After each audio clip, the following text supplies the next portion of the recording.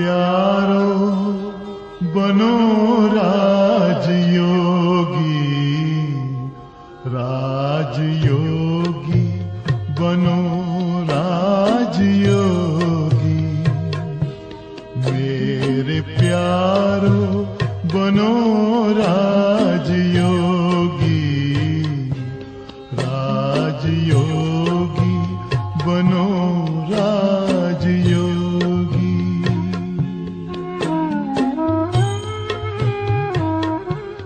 जिंदगी में परम शांति होगी।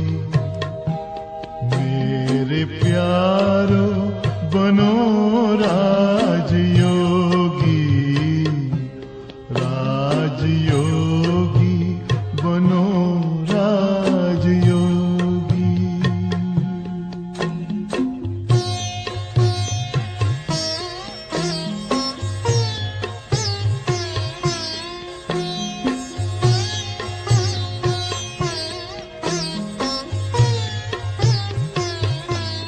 मन का दर्पण दमकने लगेगा, आत्मचिंतन चमकने लगेगा।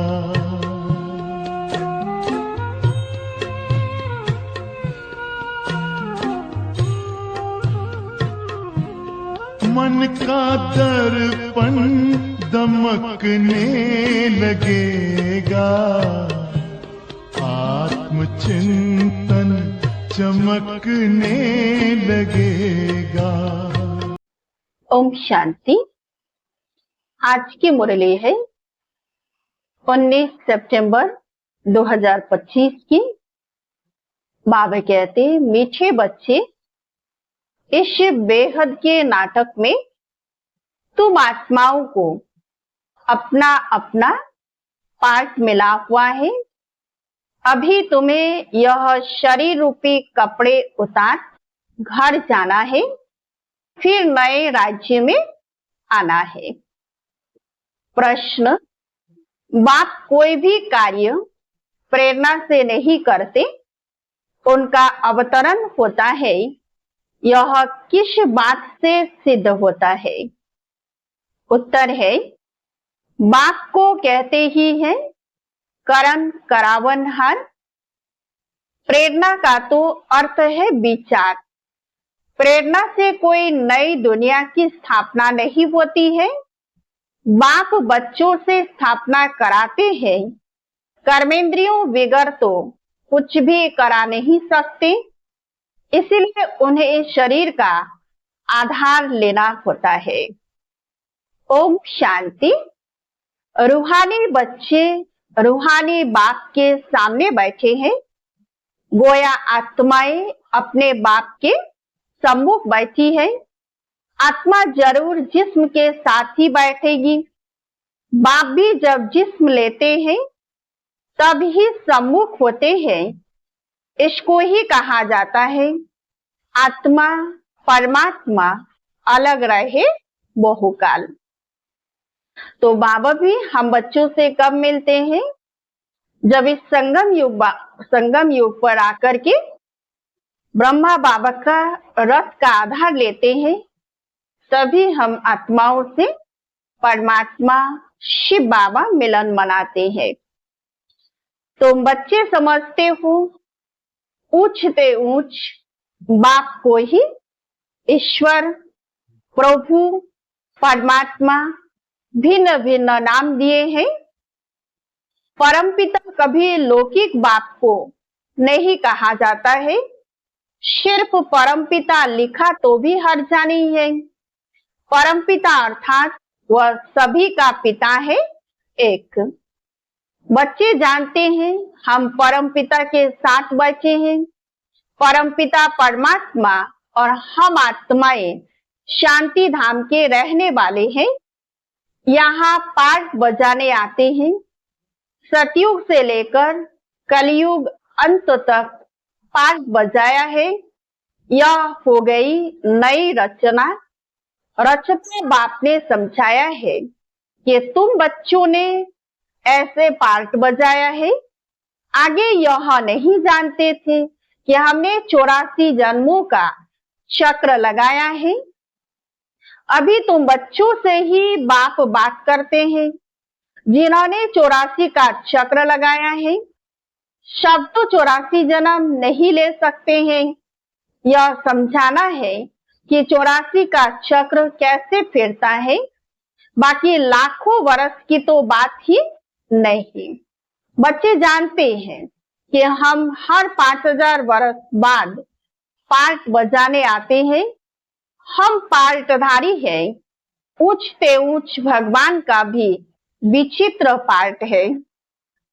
ब्रह्मा और विष्णु का विचित्र पार्ट नहीं कहेंगे। दोनों ही 84 का चक्र लगाते हैं। बाकी शंकर का पार्ट इस दुनिया में तो है ही नहीं। त्रिमूर्ति में दिखाते हैं स्थापना, विनाश, पालना। चित्रों पर समझाना होता है। चित्र जो दिखाते हो उस पर समझाना है। संगम युग पर पुरानी दुनिया का विनाश तो होना ही है। प्रेरक अक्षर भी रॉन्ग है। जैसे कोई कहते हैं आज हमको बाहर जाने की प्रेरणा नहीं है। प्रेरणा यानी विचार। तो बाबा कहते हैं कि प्रेरणा से मैं ऊपर से कोई काम नहीं करता हूं। मैं इस संगम युग पर, इस धरती पर आकर के मैं सृष्टि परिवर्तन का कार्य करता हूं। इसलिए मुझे करण करावनहार कहा जाता है। तो बाप आते हैं यानी प्रेरणा से कुछ नहीं करते हैं। तो प्रेरणा का कोई और अर्थ नहीं है। परमात्मा कोई प्रेरणा से काम नहीं करता, न प्रेरणा से ज्ञान मिल सकता है। बाप आते हैं इन कर्मेंद्रियों द्वारा पार्ट बजाने। करण करावनहार है ना, कराएंगे बच्चों से। शरीर बिगड़ तो कर न सके। इन बातों को कोई भी जानते नहीं, न ईश्वर बाप को ही जानते हैं। तो ऋषि मुनि आदि कहते थे हम ईश्वर को नहीं जानते, न आत्मा को, न परमात्मा बाप को कोई में ज्ञान नहीं है। बाप है मुख्य क्रिएटर, डायरेक्टर। डायरेक्शन भी देते हैं, श्रीमत देते हैं। मनुष्यों की बुद्धि में तो सर्वव्यापी का ज्ञान है। तुम समझते हो बाबा हमारा बाबा है, वो लोग सर्वव्यापी कह देते हैं तो बाप समझ ही नहीं सकते। तुम समझते हो यह बेहद के बाप की फैमिली है। सर्वव्यापी कहने से फैमिली की खुशबू नहीं रहती, तो उनको कहा जाता है निराकार शिव बाबा, निराकारी आत्माओं का बाबा। शरीर है तब आत्मा बोलती है कि बाबा, बिगर शरीर तो आत्मा बोल न सके। भक्ति मार्ग में बुलाते आए हैं, समझते हैं वह बाबा दुख हरता, सुख करता है। सुख मिलता है सुख धाम में, शांति मिलती है शांति धाम में। यहाँ है ही दुख, यह ज्ञान तुमको मिलता है संगम पर। तो बाबा कहते ज्ञान कब देते हैं? संगम पर। और शांति धाम में हमें शांति मिलती है, सुख धाम में हमें सुख मिलता है। तो पुराने और नए के बीच में इस संगम पर बाबा आते हैं, हमें ज्ञान देते हैं। बाप आते ही तब है जब नई दुनिया की स्थापना और पुरानी दुनिया का विनाश हो। पहले हमेशा कहना चाहिए नई दुनिया की स्थापना, पहले पुरानी दुनिया का विनाश कहना रॉन्ग हो जाता है। अभी तुमको बेहद के नाटक की नॉलेज मिलती है। जैसे उस नाटक में एक्टर्स आते हैं तो घर से साधारण कपड़े पहनकर आते हैं, फिर नाटक में आकर कपड़े बदलते हैं। फिर नाटक पूरा हुआ तो वह कपड़े उतारकर घर जाते हैं। यहाँ तुम आत्माओं को घर से अशरीरी आना होता है। यहाँ आकर यह शरीर रूपी कपड़े पहनते हो। हर एक को अपना अपना पार्ट मिला हुआ है। तो जैसे उस हद की नाटक में सारे एक्टर घर से अपना साधारण ड्रेस पहन करके आते हैं और जब स्टेज पर पार्ट बजाते हैं तो उस समय वो अपना ड्रेस पहन करके पार्ट बजाते हैं। फिर जब पार्ट खत्म हो जाता है तो फिर अपना ड्रेस पहन करके घर जाते हैं। तो बाबा कहते हैं ये बेहद का जो नाटक है, इस नाटक में हम सभी आत्माएं ये शरीर रूपी कपड़े ना लेके आए थे और ना ही हम लेके जाएंगे। यहाँ धारण किए थे, फिर हम सभी आत्माएं यहाँ ही छोड़ करके वापिस जाएंगे। यह है बेहद का नाटक। अभी यह बेहद की सारी दुनिया पुरानी है, फिर नई होगी। वह बहुत छोटी है, एक धर्म है। तुम बच्चों को इस पुरानी दुनिया से निकल फिर हद की दुनिया में, नई दुनिया में आना है, क्योंकि वहां है एक धर्म, अनेक मनुष्य होने से बेहद हो जाती।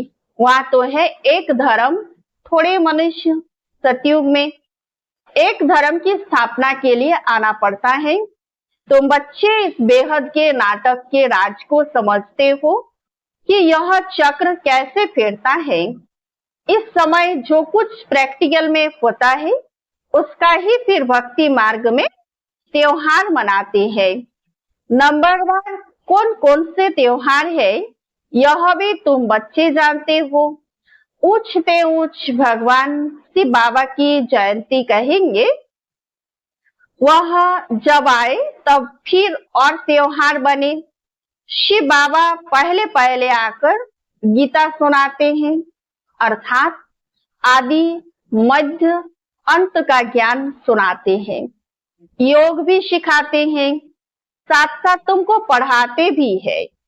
तो पहले पहले बाप आया, शिव जयंती हुई, फिर कहेंगे गीता जयंती। आत्माओं को ज्ञान सुनाते हैं तो गीता जयंती हो गई। तुम बच्चे विचार कर त्योहारों को नंबरवार लिखो। इन बातों को समझेंगे भी अपने धर्म के। हर एक को अपना धर्म प्यारा लगता है, दूसरे धर्म वालों की बात ही नहीं। बल किसी को दूसरा धर्म प्यारा हो भी परंतु उसमें आ न सके। स्वर्ग में और धर्म वाले थोड़े ही आ सकते हैं। झाड़ में बिल्कुल साफ है। जो जो जिस धर्म समय पर आते हैं फिर उस समय आएंगे। पहले बाप आते हैं, वे ही आकर राजयोग सिखलाते हैं। तो कहेंगे शिव जयंती, सो फिर गीता जयंती, फिर नारायण जयंती। तो बाबा ने क्या कहा, पहले शिव बाबा आते हैं, शिव बाबा की जयंती होती है, फिर बाबा आकर के गीता सुनाते हैं, तो इसीलिए गीता जयंती होता है।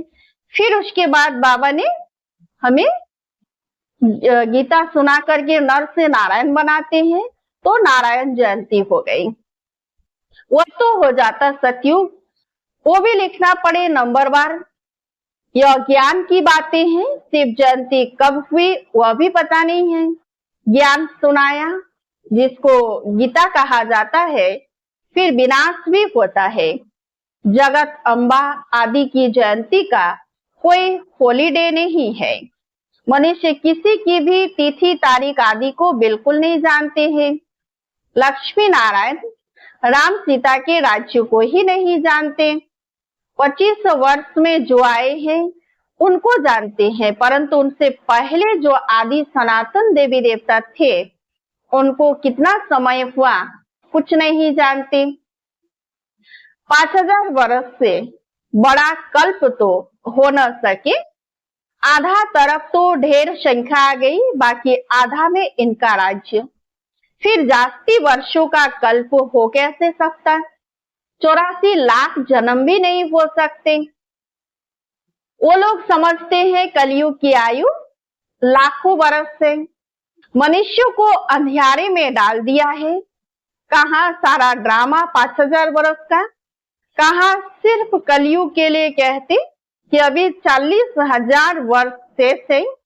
जब लड़ाई लगती है तो समझते हैं भगवान को आना चाहिए, लेकिन भगवान को तो आना चाहिए संगम पर। तो महाभूत लड़ाई तो लगती ही है संगम पर। बाप कहते हैं मैं भी कल्प कल्प संगम पर आता हूँ। बाप आएंगे नई दुनिया की स्थापना, पुरानी दुनिया का विनाश कराने। नई दुनिया की स्थापना होगी तो पुरानी दुनिया का विनाश जरूर होगा। इसके लिए यह लड़ाई है। इसमें शंकर के प्रेरणा आदि की कोई बात नहीं। अंडरस्टूड, पुरानी दुनिया खलास हो जाएगी। मकान आदि तो अर्थक्वेक में सब खलास हो जाएंगे, क्योंकि नई दुनिया चाहिए। नई दुनिया थी जरूर।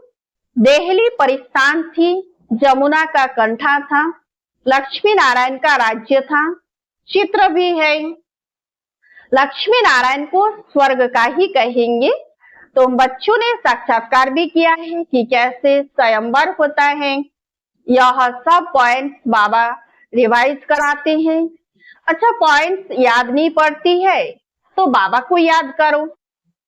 बाप भूल जाता है तो टीचर को याद करो। टीचर जो सिखलाते हैं वह भी जरूर याद आएगा ना। टीचर भी याद आएगा, नॉलेज भी याद रहेगी, उद्देश्य भी बुद्धि में है। याद रखना ही पड़े, क्योंकि तुम्हारी स्टूडेंट लाइफ है ना। यह भी जानते हो जो हमको पढ़ाते हैं वह हमारा बाप भी है। लौकिक बाप कोई गुम नहीं हो जाता। लौकिक, पारलौकिक और फिर यह है अलौकिक। इनको कोई याद नहीं करते। लौकिक बाप से तो वर्षा मिलता है, अंत तक याद रहती है। शरीर छोड़ा फिर दूसरा बाप मिलता है। जन्म बाय जन्म लौकिक बाप मिलते हैं। पारलौकिक बाप को भी दुख व सुख में याद करते हैं। बच्चा मिला तो कहेंगे ईश्वर ने बच्चा दिया। बाकी प्रजापिता ब्रह्मा को क्यों याद करेंगे? इनसे कुछ मिलता थोड़े ही है।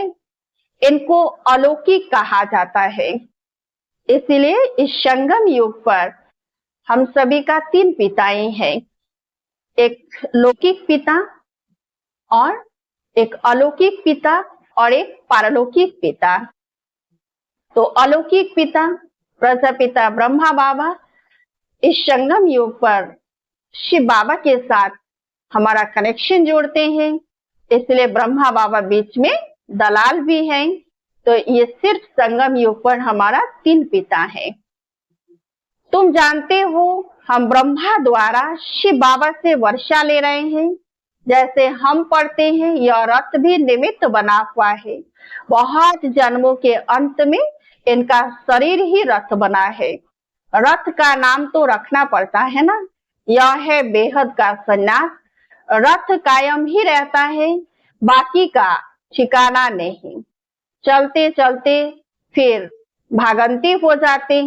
यह रथ तो मुकर्रर है ड्रामा अनुसार। इनको कहा जाता है भाग्यशाली रथ। तो हर कल्प में यही ब्रह्मा बाबा का रथ यानी ब्रह्मा बाबा का शरीर शिव बाबा के लिए मुकर्रर है यानी फिक्स है। बाकी बाबा कहते चलते चलते कई बच्चे तो भागंती भी हो जाते हैं।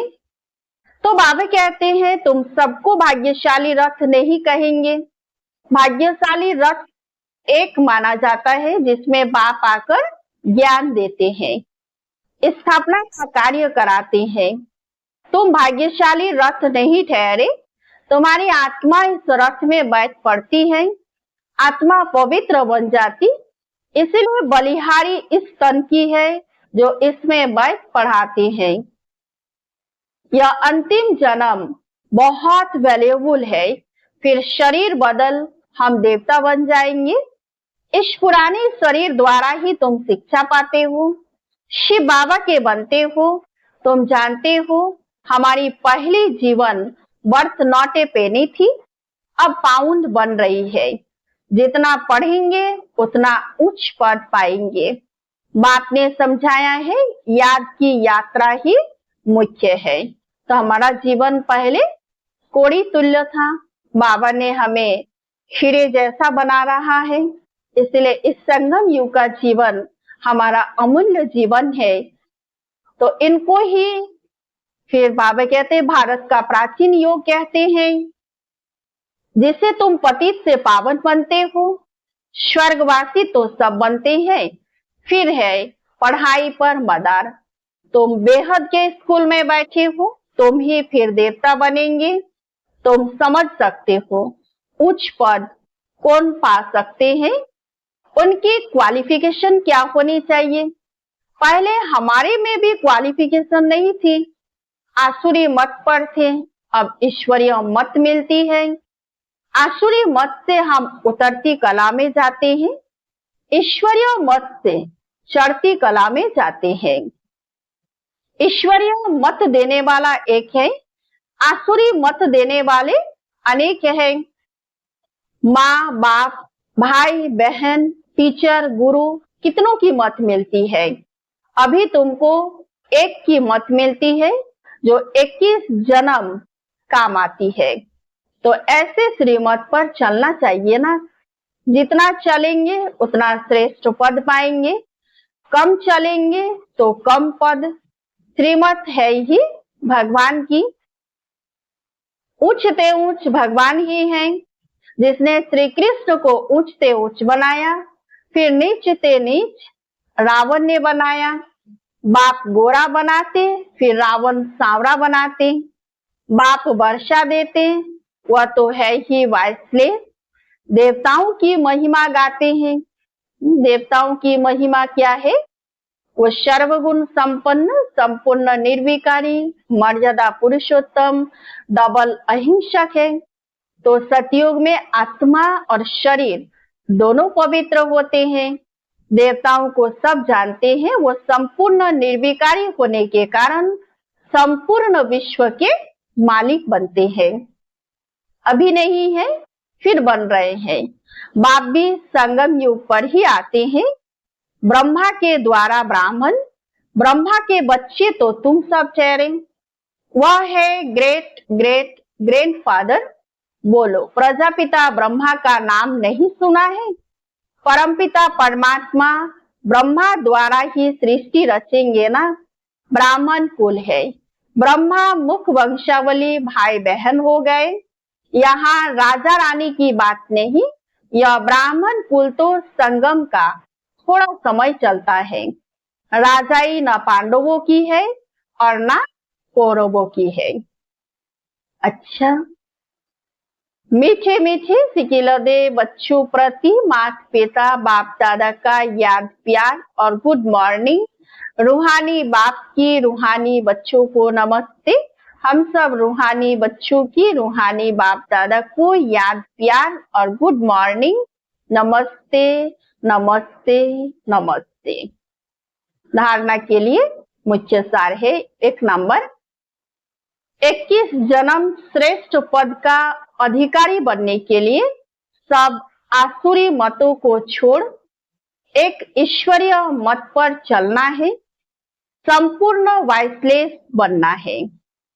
2 नंबर, इस पुराने शरीर में बैठ बाप की शिक्षाओं को धारण कर देवता बनना है। यह है बहुत वैल्यूबल जीवन, इसमें बर्थ पाउंड बनना है। आज का वरदान है, सर्व आत्माओं को यथार्थ अविनाशी सहारा देने वाले आधार उद्धार मूर्त भव। वर्तमान समय विश्व के चारों ओर कोई ना कोई हलचल है। कहाँ मन के अनेक टेंशन की हलचल है, कहाँ प्रकृति के तमोप्रधान वायुमंडल के कारण हलचल है।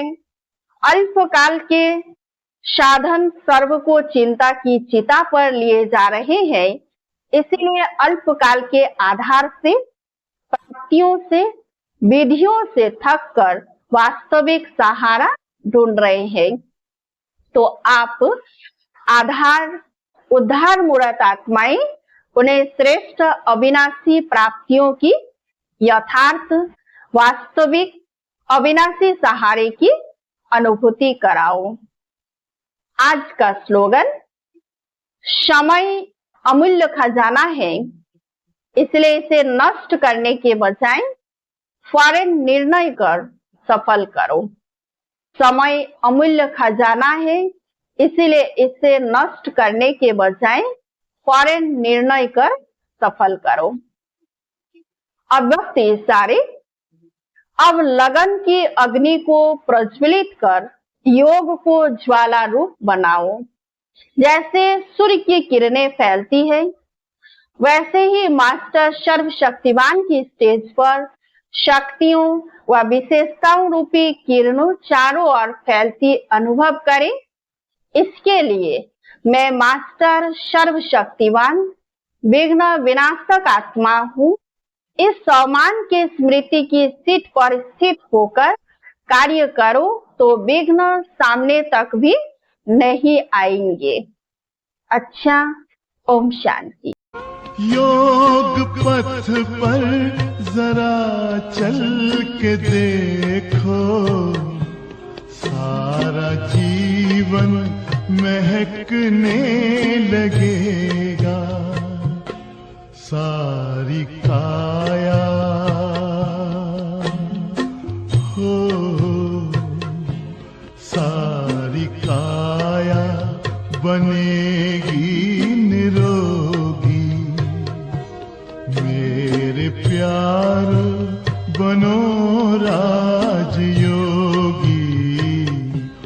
राजयोगी बनो राजयोगी।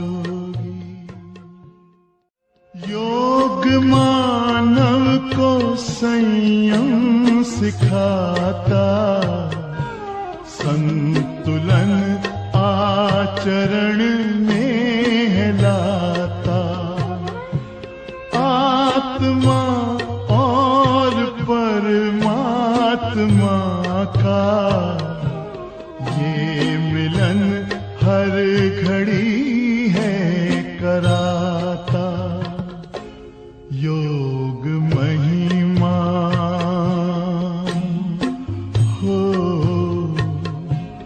योग महिमा कभी कम न होगी।